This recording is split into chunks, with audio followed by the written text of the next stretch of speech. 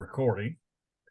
So we are being recorded, and what I'm going to do today here is I'm going to go over the exam with you like I've done in the past. I'm not going to give you the exam questions, I'm not going to give you the answers, but what we will do is that we will cover as much of the content as we can on this particular exam. Now, I will tell you, the exam is 75 questions.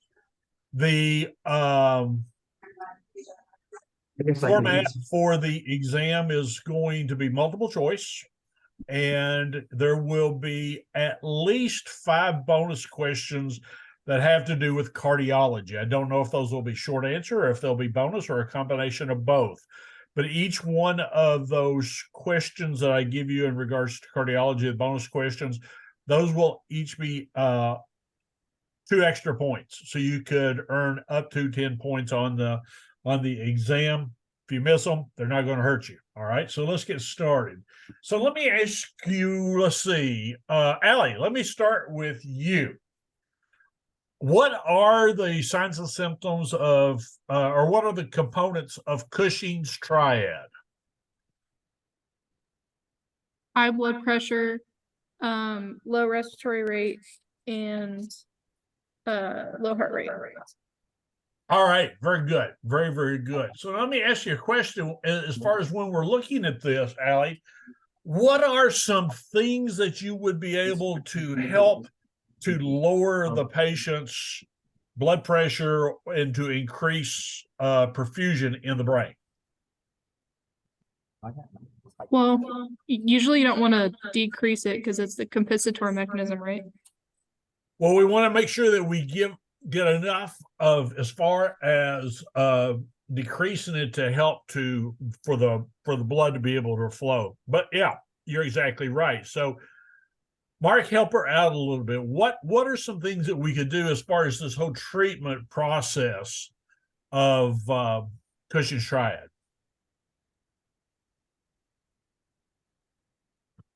Okay, I don't know. Always a good answer. Anybody, I'll open it up to anybody. Richard. If you're talking, Richard, it's muted. So you said things we could do to reduce or pressure? To treat, to address it.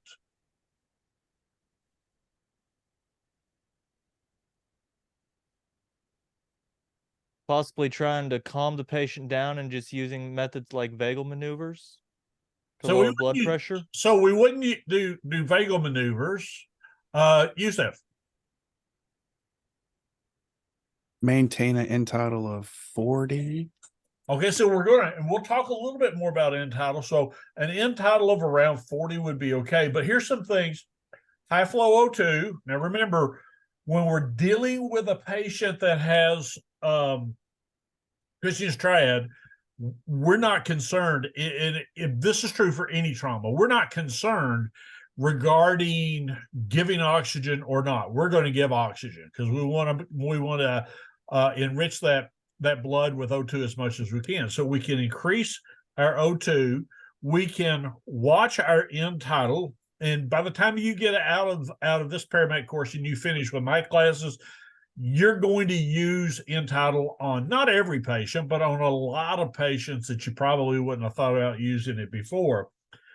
And we want to get our line started, but we're not going to give any fluids. We don't need to raise the pressure anymore. But the other thing that we touched on briefly in the head trauma lecture is raising the head. Now, how high would you want to raise the head, and why would we want to do that? And I'm just going to throw these questions out to anybody. Just unmute yourself. And 30 degrees. Why 30? To help reduce intracranial pressure and help them maintain their airway. Perfect. So it helps to maintain the airway. Okay, so it keeps them there. Now, here's the other thing you got to keep in mind. When you got a patient that has a head trauma, they're going to be at a greater risk of vomiting. So we've got them at that 30-degree angle. So you're going to want to make sure that you get your suction unit out and ready to go. Okay. So high flow O2, head at a 30-degree angle, get your line started at KVO. So if you need to give any meds, you're good to go, and watch the airway. All right. At what point would you decide? This was one that we had some challenges on our last exam. At what point would you decide that you are going to remove either a motorcycle helmet or a football helmet on somebody with head and neck trauma? Kira. I believe you would only remove it if it was like obstructing their airway or if it was hard for us to control their airway. Like if they're not breathing. Yeah. So again, remember, airway always comes first.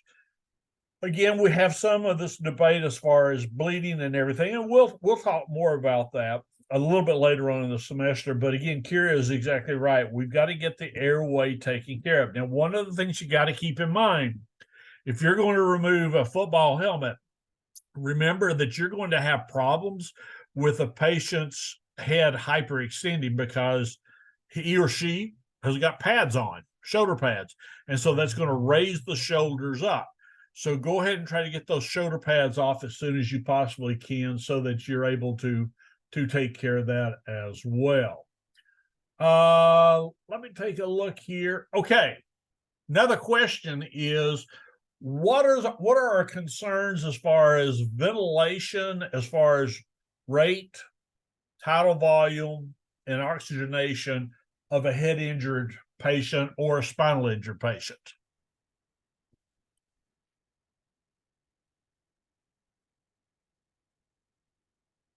Mark. You just want to make sure you don't hyperventilate them so you don't blow off their nitrogen and cause vasoconstriction. Okay, so now we're not blowing off nitrogen. Now we're concerned with blowing off nitrogen when we've got either a heart attack or a stroke. Well, Mark is on the right path. What gas are we looking at not blowing off? CO2. CO2. Excellent. CO2. Great job. All right, so that's the thing that we want to look at and we want to be really, really careful about. And again, ladies and gentlemen, boys and girls, how do we monitor our CO2? End title. End title, end title, end title. Thank you. Good. So, as I shared with you in the past, we've often had a philosophy that patient falls, they get put onto a backboard. What is the criteria today that would indicate that a person would need to have a backboard?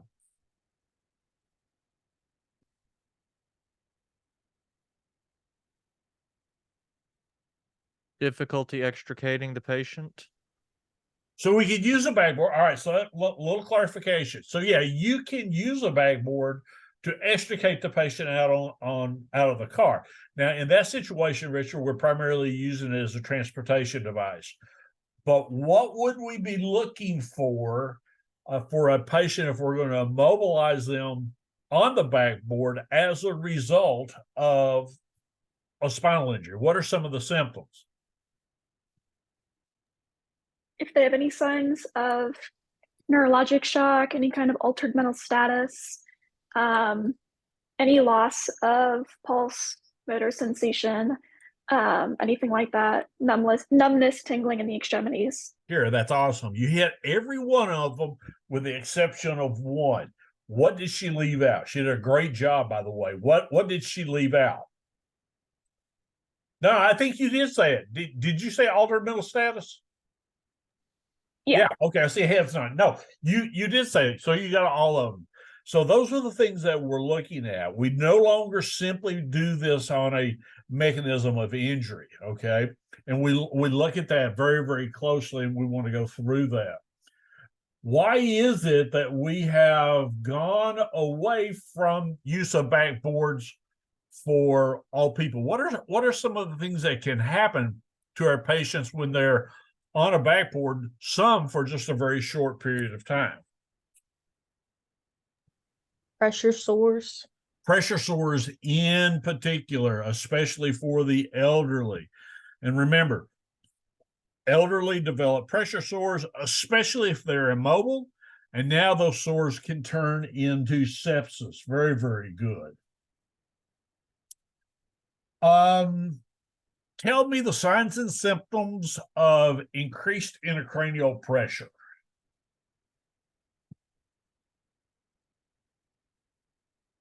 Mark.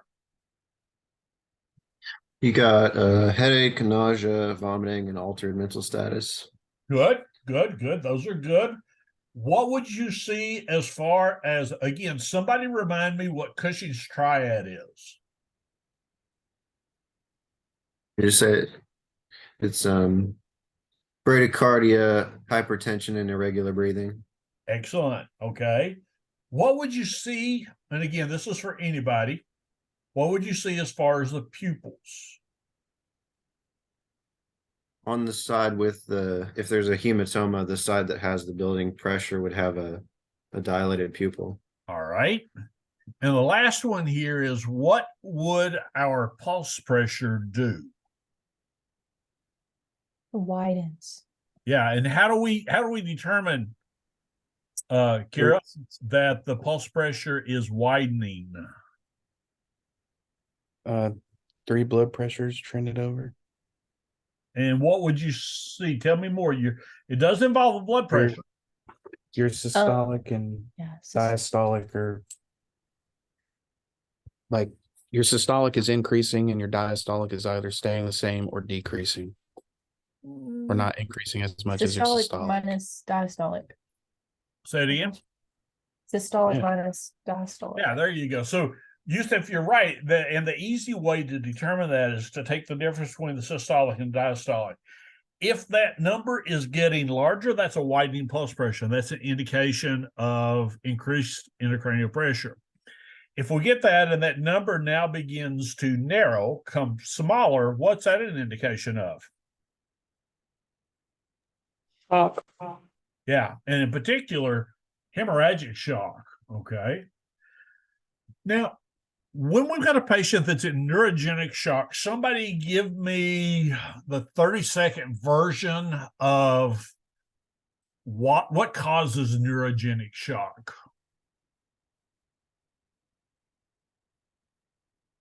Bart.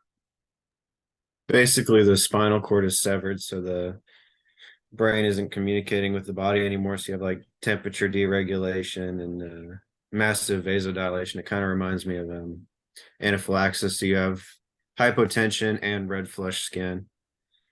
Okay, good. And Bella, when we're looking at that complete deregulation of, as Mark was saying, of the vasculature, what receptors are actually impacted and are now non-functioning? Would it be the alpha receptors? Yep. Oh man, you guys are so good. This is awesome. Okay. Let's see what else we got in here.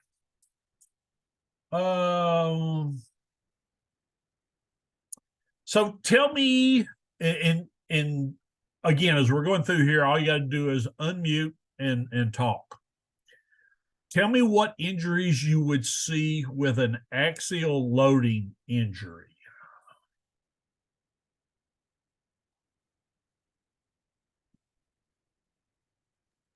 Bella. You'd see, that like the entire column would be kind of compromised, especially through like T12 and L2 or lumbar 2. Okay. It's like compressing of the like spine. Good. Now, what about of a hyperflexion injury? What would you see?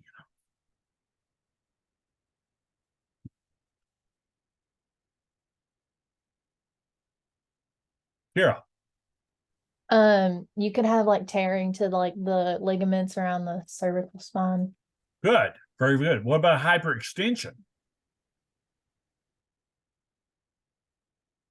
Just the same, just in the opposite direction. Okay. Good. What about a distraction injury?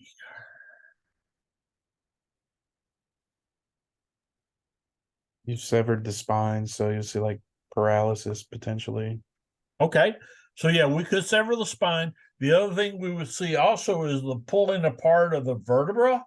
Now, what would be the most likely mechanism that would cause of those? Which one of those would most likely cause some type of a disc injury, such as the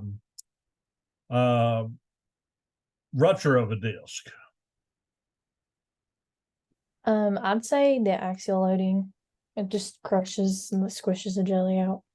Yep, you're exactly right. Okay. And so keep in mind, here's the other thing that we got to keep in mind is that when we are lifting heavy patients, if we're not using really, really good lifting technique, or if, as that great philosopher of the 1970s, Clint Eastwood once said, a man's got to know his limitations. If you're lifting more than what you should be lifting by yourself, those can also lead to compression injuries of the lower spinal column, and it can mess up your vertebra. All right. So very good on that. Tell me what you know about subdural hematomas. Are they fast or are they slow as far as onset? Slow. They are slow. What else would you see? Bella. You'd have like a venous bleeding because it's at like a low pressure. So I guess it's slow. But you'd have like headache, nausea, vomiting, all the signs and symptoms of increasing intracranial pressure. Perfect. So what would you see as far as how the patient would present with their level of consciousness?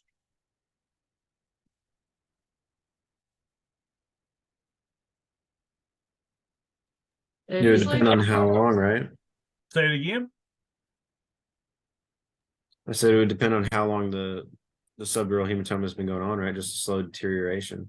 So yes, it would, but now keep in mind with a subdural, typically what you will see is a patient may have a brief period of unresponsiveness, and then they wake up back up and they're fine, but they'll have this terrible headache. And then as the venous bleeding continues, the pressure continues to build up over time. And as a result, then things begin to go south. So very good, y'all. Ultimately, what is the worst thing that can happen to our patients with a TBI? Brain herniation. As a result of what? Pressure. Yeah. So the brain herniates, and when the brain herniates, what happens to the perfusion of the brain? And even just before herniation, even you can see this.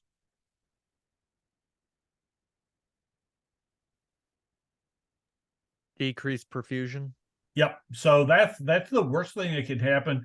Again, can't remember who said it earlier when we were talking in the session, just a bit earlier, as far as we don't want to drop the blood pressure. Maybe it was Allie, maybe that was you that were talking. We really don't want to drop the blood pressure because that is a compensatory mechanism to force blood through those tiny arteries that are in the brain that are being compressed. And as a result, the big thing that we're going to look at here is that as pressure increases, the perfusion to the brain decreases. And anytime we have decreased perfusion to any organ, we begin to get ischemia. And if it's not corrected, then we get infarction. And infarction in the brain is permanent. So tell me what an open fracture of the skull would look like.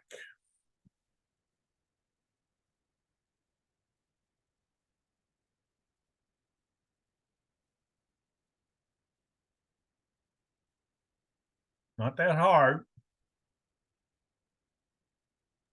I have a question. Fire away. So it's back to the hematomas in the brain. So Allie has written down that epidural hematomas often cause brief loss of consciousness. Oh, I'm sorry. Yeah, Instead of sometimes I get those subdural. confused. You're right. You're right. The thing with subdural is the key is going to be just the really slow onset. So you're exactly right.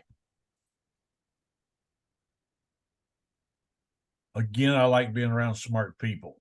All right. So what about an open fracture? What's it going to look like? It tells you in the name, Bella. It's gonna be an opening that exists between the scalp laceration and the brain tissue. And what are some of the risks to that type of injury? Infection. Contamination. Contamination and infection. Which is greater with that injury? Contamination and infection or increased ICP? I would think the ICP would be decreased Why? because it's open to the air. Okay, very good. So yeah, so it has its own pop-off valve or its own self-inflicted burr hole that would allow that pressure to begin to be released a little bit. What would a depressed fracture of the skull look like? You get The seizures. Oh, dent. Yeah, very good. So you can see where the skull, and again, when you palpate and you feel that movement, just palpate it once. Don't go back and palpate it again. Tell me what a basilar skull fracture is.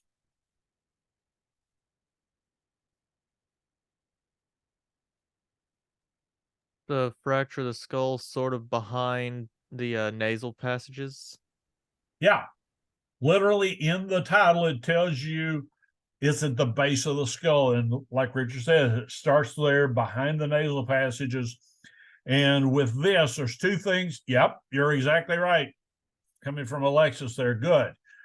So coming with this, we have two major concerns. What are they?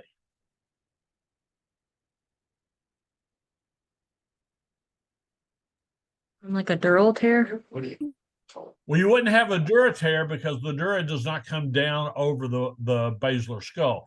But number one, we'd have a concern of increased intracranial pressure because it can bleed. And number two, remember with a basilar skull fracture, we have openings to the nose, openings to the ears, which will allow bacteria to get in. So again, infection is going to be a concern that we're going to have for this particular patient. So with our trauma patient that is not a head injury patient, what is the range of our target blood pressure?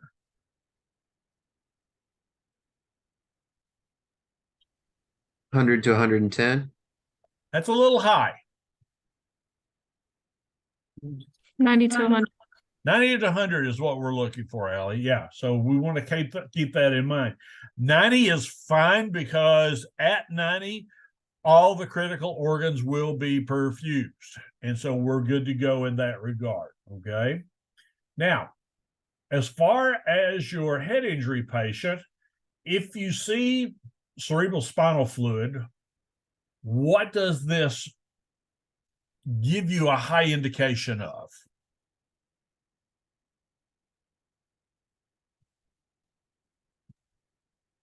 A level of head trauma that's potentially impacting the brain. Be a little more specific, especially with where. A tear in the membrane around the brain or spinal cord. Not quite. So with cerebral spinal fluid, if we find cerebral spinal fluid, we're typically going to find it in the nose or the ears. Where did we just say that we would most likely have an opening into the brain? What type of fracture? Basilar skull fracture. Basilar, okay? And make sure that you kind of remember that. Now, again, we can check for cerebral spinal fluid by doing a halo test. You got a head injury and you see fluid coming out of the ears, just go ahead and make the assumption it's got cerebral spinal fluid in it and you've got a basilar skull fracture. If you got time to do it, but trust me, that will not be, number one, will not be a priority. Number two, regardless of what it shows, it's not going to alter your treatment for that particular patient. What does the limbic system of the body do?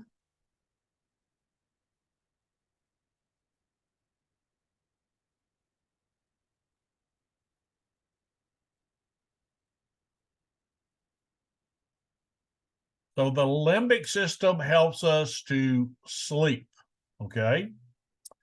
What does the reticular activating system do then? Makes us awake. It makes us awake. Okay. So remember, the limbic system puts us to sleep. The RAS, or the reticular activating system, helps us to stay awake. All right. So I'm trying to get questions in here that cover certain areas. Okay. Let's say that you're dealing with a patient that was struck in the abdomen with a baseball bat. You find that he has been incontinent of urine, and it appears that there is blood in the urine. What is his most likely trauma, or what organ is most likely injured? The bladder. Why the bladder and not the kidneys? Incontinence. Incontinence, 1, 2, he got hit in the abdomen, so from the front. So, and then he's also got blood in his urine, which, I mean, you can have that in the kidneys, but Yeah, so you're exactly right. So again, this comes back to location, location, location. This dude was struck in the abdomen in the front. The kidneys are pretty well protected in the retroperitoneal area, behind the peritoneum towards the back. Now, if I reverse that around and I told you that the patient got struck in one of the flank areas and now has urine in the blood, then we would be good to go as far as identifying that this patient may have some kidney damage. Excellent. Let's see here. Why is a distended abdomen in the presence of abdominal trauma so concerning? Bella. Because the abdomen can like hold a bunch of fluid anyway, so that's how you know it's like definitely really bad because it's already starting to show distension.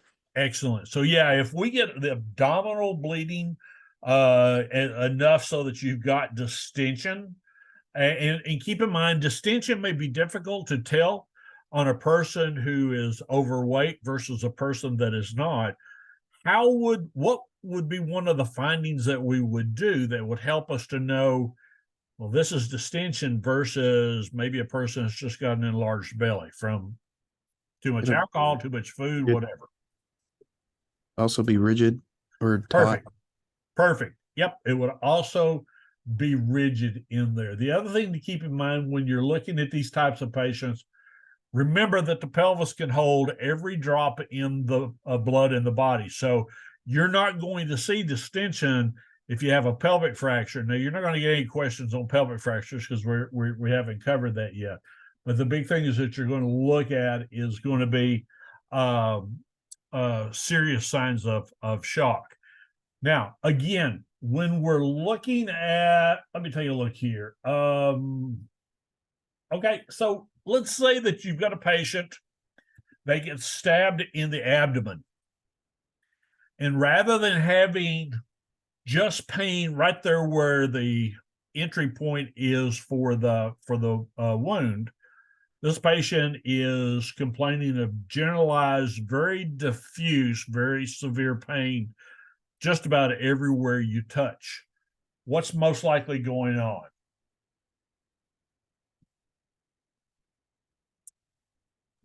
Peritonitis. Yeah, good, Thomas. Now let me ask you a question, and this is for everybody as well. Good job, Thomas. Why would it be not likely that you would have this finding when you get on the scene? Because it would take a while to set in. Yeah, good. So it's going to take a couple of 3 hours in order for peritonitis to begin to develop. And so that's the thing that we're going to look at and kind of keep in mind. So if you're dealing with somebody who, let's say that they had an accident, and most of the time they get struck in the abdomen, they go home for whatever reason, and they call you several hours later, then basically what you're going to do is going to be concerned about peritonitis. Somebody tell me the 3 collisions in every car wreck. okay. Car on object, person on car, organs on person. Okay, and Kara, why is it important? Why? I mean, I've spent considerable amount of time talking about those three things. With our time being limited, why is that so important? Because each of them introduces a new, like, not necessarily mechanism of injury, but each of them introduces a new impact, like more pressure exerted in the opposite direction. So, Excellent. Good job. Good job. All right. Somebody differentiate a hemothorax as opposed to a pneumothorax.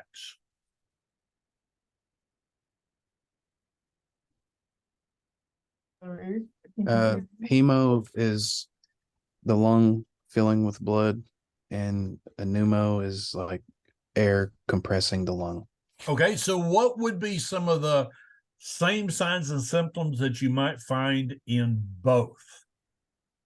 JVD, tracheal deviation, low SpO2, altered mental status, respiratory distress. respiratory distress, tachypnea, shallow breathing.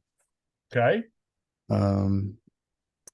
For your hemos, you can have like a dull percussion, Okay. and your pneumos will be kind of like like you're beating a drum. Okay. All right, good. So it's just some clarification on my part there, Yusuf. So on the first part of that, you mentioned a tracheal deviation. Is that for both hemo and pneumo? Hemo pneumo and pneumo, but not necessarily a hemo. Okay, good. Yeah, if you've got a hemopneumo, you're exactly right. So you're not going to see tracheal deviation, and if you do, remember it's going to be late. Let me ask you this part also, as far as that goes, and you did a good job talking about percussion of the chest, hyperresonant chest versus a dull chest. If one of these patients spits up or coughs up blood, is that going to be a better indicator of a hemo or a pneumo? Hemo. Yeah, you could see it potentially in both things, but most of the time you've got to have a certain amount of blood in the lungs, and so it's probably going to lead more so towards a hemothorax. Let's see here. I have a question about Go right ahead. hemothoraxes. Yeah. So for pneumothorax, you would want to do a needle decompression, but if you have a hemothorax, would you want to do a needle decompression there? Because aren't they hard to tell in the field? The difference between the two. So what do y'all think? Y'all weigh in on Kira's question. It's a very, very good one. It's a very pertinent one. Are you going to do a decompression? Well, let's put it this way. Let's say that you don't know. Are they symptomatic? Well, yeah, if we're thinking about doing a decompression, then we'll assume that they are symptomatic. But let's say that you just don't know. I think I would do it if I didn't know. Why? I think the benefit of decompressing them if they have a tension pneumo is greater than the risk of any harm I'll do to them if it's a pneumo. Okay, let's see heads nodding. Bella? Yeah, also, like, either way, it's going to relieve some of the pressure. It might not be as much as like a pneumo, but either way, it's going to be somewhat helpful. Okay. Yeah, use that. I would, because we could do finger thoracostomies for hemos. So I don't know why you wouldn't just needle D if you're unsure. Yeah.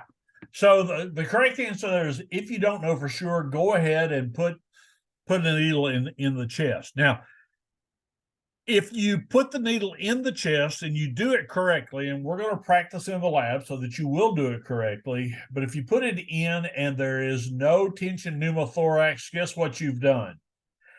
Absolutely nothing that's going to be any long-term harm for the patient. But again, if you've got a hemothorax, there is like a 75 to 80% chance that you've also got a pneumothorax. So you're probably going to have a hemopneumo in there. Now, as far as relieving pressure solely from the possibility of a hemothorax, that's probably not going to happen just from a needle decompression, because your needle diameter is going to be so small that you're not going to be able to get much blood out. And in that process, when the blood comes out, it's eventually going to clot off. Okay, so you got to watch that really, really closely. But the thing there is going to be, if you're going to, and I'll come right to you, Mark. Good, I see your hand. If you're going to decompress the patient, go ahead and put the needle in the chest if you're not sure. And if you are dealing with a patient that has a pneumo, a tension pneumo, and remember, a tension pneumo occurs prior to movement of the trachea, and you won't see this on an exam question. You may see it on a psychomotor exam or a practical thing that we'll do. Go ahead and decompress both sides of the chest. The reason being is that you're going to move more air than you with 2 needles than you with 1. And then also begin thinking about doing a finger thoracotomy, doing a finger T. Mark? I was wondering if you could explain. I got to get a bit confused. If we have a hypotensive patient with a head injury, what's our target systolic? 90 to 100. Okay. It doesn't change from a regular trauma? No, it's all going to be about the same. Okay. Okay. And so 90 to 100 is going to be across the board, but in particular, well, you bring up a good question now. Let's think about this for a second. Because I think this was a question on your last exam as well. If you had a patient with a head trauma and who is hypotensive, what's most likely going on? Internal hemorrhage, I would think. Yeah. So it could be either chest and or abdomen.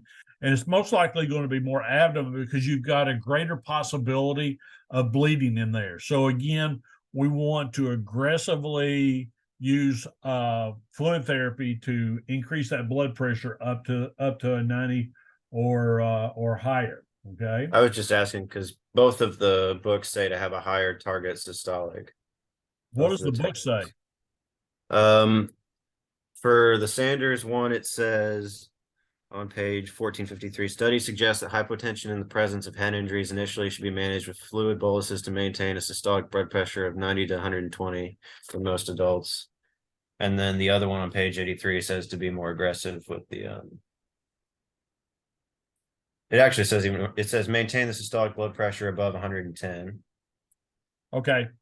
This is going where I'm going to diverge from the textbook, and for me and for the questions you'll see on the registry is that we're shooting for 90 to 100 in trauma. I'm glad you brought that up. Thank you.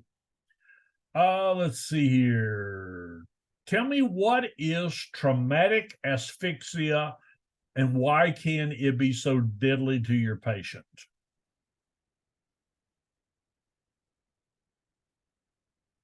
Traumatic asphyxia. Kira? You're muted. Sorry. Isn't it when you get like a patient is like crushed somewhere and it looks like they were like strangled basically. Yeah. And they've got like the bruising. Yep. What would you see on their eyes? They're bloodshot because it burst all their blood vessels. And so what's your treatment modality? What are you going to do for them? I don't know. I thought they were dead at that point. Yeah, oxygen. Not yet.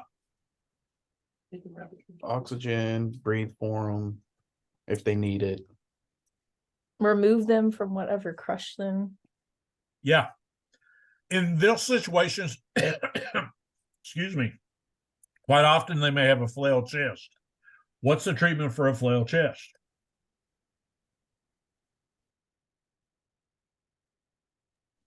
Supportive care, high flow oxygen, assist with ventilations. Yeah, go ahead, Yusuf. I'm sorry. Don't try to stabilize it or anything. Yeah, the only thing that we do for a flail chest, if it is symptomatic, is positive pressure ventilation. It's the only thing we can do. Okay. If you got a patient that is becoming hypoxic because of a simple rib injury, what is our first priority in that?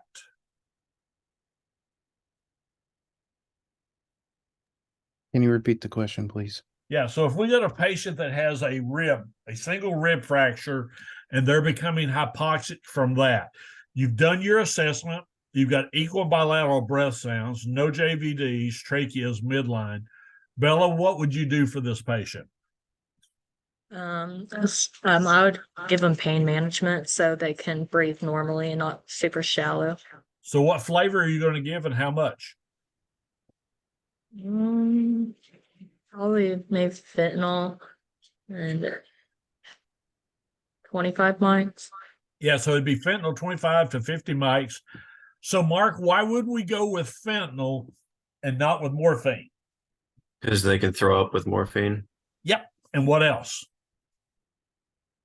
That's one of the things. It depresses the respiratory drive. It depresses the respiratory drive. Awesome. Awesome. Um, Go ahead. Can we consider ketamine? So tell me why you would consider ketamine. The dissociative effects. It doesn't really decrease the respiratory drive as much as morphine will, and doesn't impact the blood pressure as much either. So you are correct with the exception of the first thing that you said. For pain management, we're not going to give enough medication to cause that dissociative effect. That's more when we get into sedation, which we can do. But in reality, we don't want to sedate the person, because if we do, now that may result in decreased respirations. Ketamine would also be another choice for all of the other reasons that you gave there, as far as cardiac and pulmonary status not having such a bad impact on it. So let's say that you're dispatched to the local bar and grill. You get there and you see a 22-year-old male who has been shot in the chest with a 38 caliber wound. As you are doing your rapid head to toe, you notice that he has an entry wound and an exit wound. Entry wound is anterior chest. Exit wound is posterior part of the chest. And from both wounds, you see bubbling. What is going to be your first action? Occlusive dressing, chest seal. What is going to be your first action? Put your hand over on it. Oh yeah, Oh yeah, hand yeah. overhold. Hand. So yes, Carrie, you're right. You're going to provide an occlusive dressing, but you're going to become the occlusive dressing over both areas. If we only occlude off one, we're not doing anything good for this particular patient. But we want to occlude them both off, and then we can go with a commercial dressing to go over that.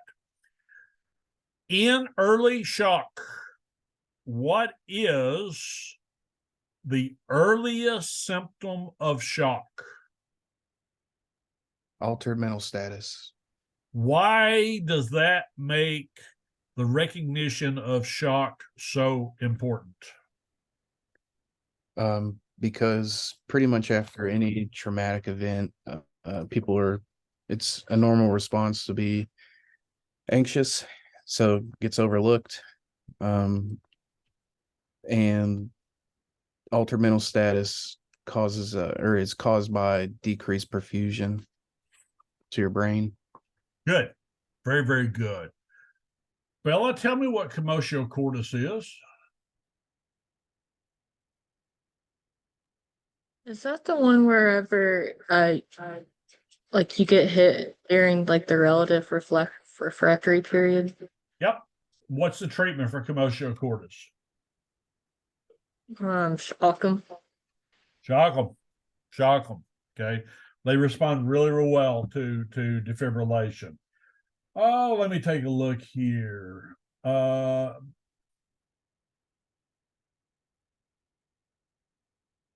Let's see here. I've covered that one.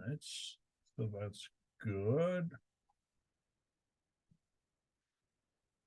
When does a patient go into decompensated shock? Alexis said my blood pressure dropped. But when the blood pressure drops. Very good. Very good.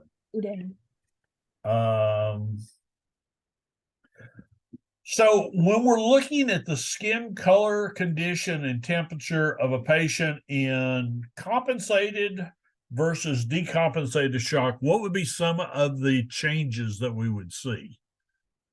Kara, do you have a question? I do, but it can wait a minute. I can wait until after the question. Okay. So what would be some of the changes that we would see in the skin of the patient who is in compensated shock or decompensated shock that we typically would not see in compensated shock? Zach said pale, cool, and moist. Okay. Now we can see that in compensated shock as well, because remember that pale, cool, and moist is precipitated by the sympathetic nervous system, which starts right at the beginning. So what else do you think you might see in decomp versus comp? And Cyanosis? decompensated. Oh, sorry. Who said cyanosis? You're close, Mark. You're very, very close. Now, again, remember, we may not see cyanosis in the trauma patient because there may not be enough blood there to turn blue. But we're definitely looking at something with the color of the skin. Bella, what do you think?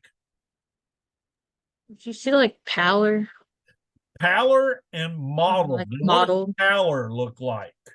It's like kind of like spotty, I guess. Like it's like white in some areas and red in some other areas. So now It's kinda what you spotty. described is more modeling. So we would see white and pale and red in the area, but pallor just kind of looks like a chalky white color to the skin. Okay. And so that's kind of what we would see in that regard. But that's going to be the big difference between compensated and decompensated shock. Kira, go ahead with your question. So I was curious about if you have a patient who has a spinal injury, how to tell the difference between when they're in decompensated shock or when they're in neurogenic shock. Let me ask you a question. That's a good question. Why did you ask that? Let me first, and I'm not challenging you. I just wanted to kind of probe your knowledge. Why did you ask that? Because a lot of signs of neurogenic shock align with signs of decompensated shock. Okay. So first of all, and I'll throw this out to everybody, typically with neurogenic shock, what do we see about the blood pressure? Up or down? For one, sorry, I don't know who's talking. But when you're in neurogenic shock, usually you've got that warm, flush skin, whereas in decomp, Just stay with me. Don't get ahead. I didn't understand the question. Okay, I'm sorry. What happens to the blood pressure? Mark, what did Isn't you it- just say?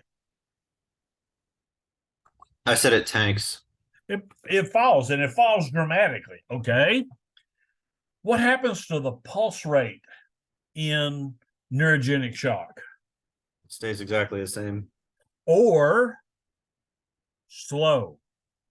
Okay.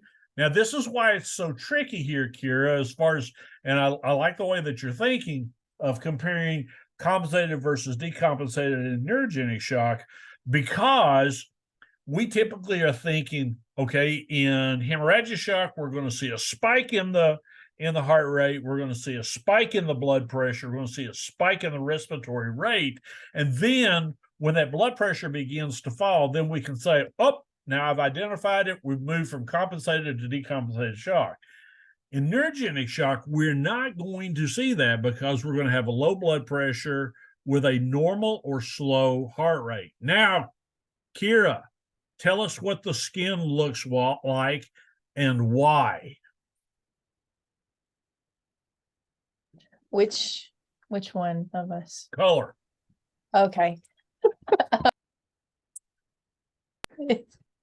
Okay. With your skin in neurogenic shock, usually you're gonna be They're laughing. Okay. You can you're slap him. I don't care.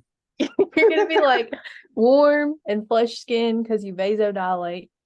Whereas with decompensated shock, you're usually gonna have that pale, pallor, mottled skin. Okay. Why, first of all, why would you be warm? Because you're vasodilating, but you still have all the blood. So the blood is rushing to, it's doing the opposite of what it does in decomp. It's rushing to your skin. Good. Now, here's the only other thing. I'll come right to you, Mark. Here's the only other thing.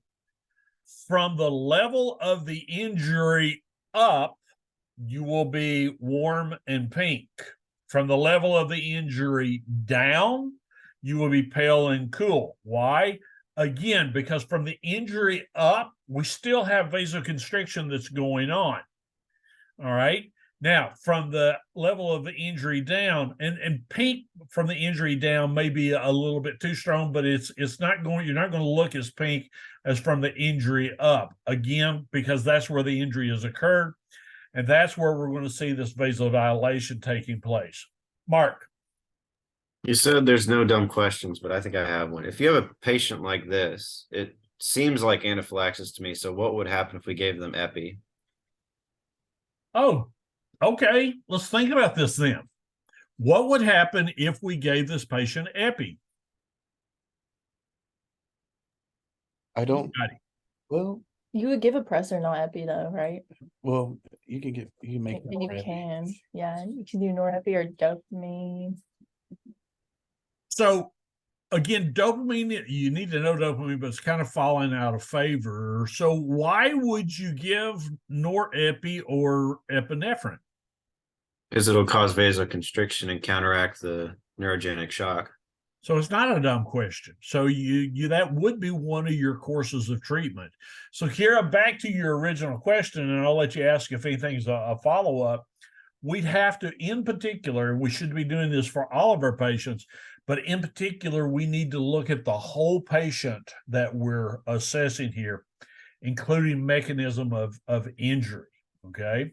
And so if we've got a patient that we suspect has a spinal injury, we need to know that we're probably not going to know nearly as detailed when our patient moves from compensated into decompensated shock. Now, we will when they move into irreversible shock. Why? Because everything falls. But that line between compensated and decompensated shock is going to be much more blurred in neurogenic shock than it would be in hypovolemic shock. Does that help any? Yeah, that makes a lot of sense. Okay. Any follow-up on that? For the exam, do we need to know about like the steroids and dopamine administration? For this exam, I'm more concerned about the fact that, number one, that you can assess and find it. If I've got a question on there about treatment of neurogenic shock, I'm going to want you to primarily focus in on vasopressors and probably looking at norepinephrine first and then potentially dopamine farther down the line, just simply because it is currently not showing as being effective as push dose epi or norepinephrine, which, by the way, what is the trade name for norepinephrine?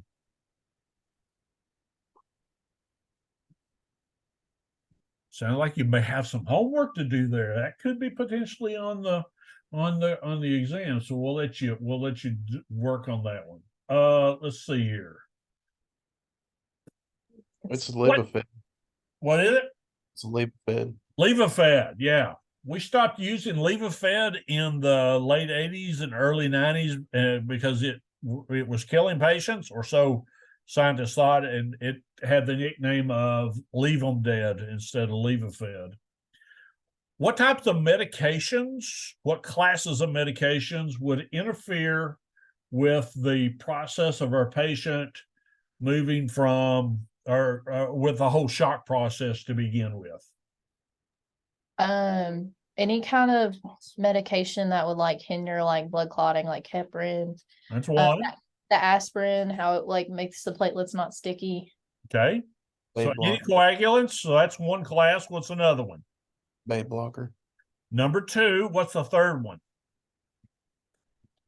narcotics. And that'll interfere more with the respiratory.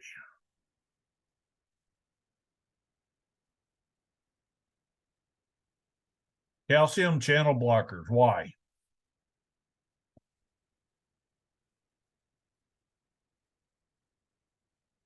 What do calcium channel blockers do? Don't tell me block calcium. They they decrease inotropy. They actually decrease it. That's what I said. Oh, I'm sorry. So why would that be a problem for our patient in shock? Because then the Cardiac cardiac output is decreased. Very 'Cause our good. slows down or Very conduction. good. Very good. So the key here that we're looking at is going to be those medicines are going to have a negative impact on your on what you're able to do for your patient. So from a hormonal response perspective in the body, we're not talking about epi or norepi coming in here, but in particular, when the blood pressure drops and we see the loss of fluid content in the blood from bleeding, from direct trauma, what are the two hormones that are released and why?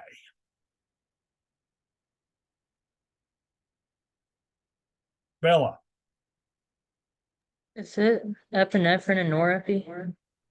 So those are two that are released, and those lead to partly for the constriction of the blood vessel as well as the increased chronotropy and inotropy of the heart. What are two others? And in particular, one of these doesn't have anything to do with the vasculature of the heart.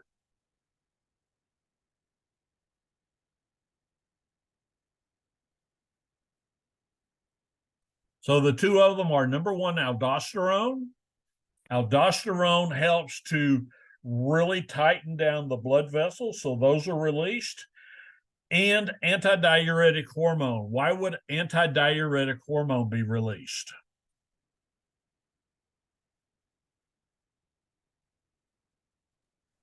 Guess it could help us retain salt.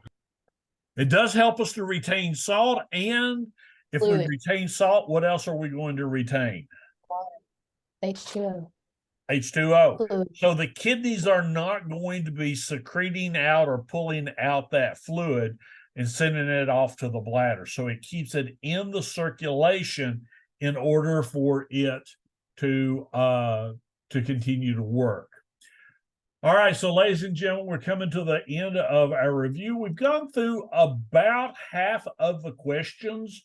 The other ones will go along with that, very similar as far as what we've got. The thing I would tell you is to please make sure that you take your time on the exam. The majority of these are going to be scenario-based questions, just like it was on the last one. Take your time on this. If you, as a class, score, because I will tell you, it's not going to be an easy question, but if you prepare, it will not be as rigorous as if you didn't. But if you score as a class of 80% or higher, I'll give you a 5% bonus to everybody. Okay. Any questions that you might have for me? Mark? I think I've seen a couple different numbers. So can you clarify what our target map is for trauma? Yeah. So what did we discuss as far as what the map is going to be that we're looking for? We kind of have agreed upon basically an end-tidal CO2. We've kind of agreed on what a permissive hypotension blood pressure is going to be. What did we say was going to be our mean arterial pressure?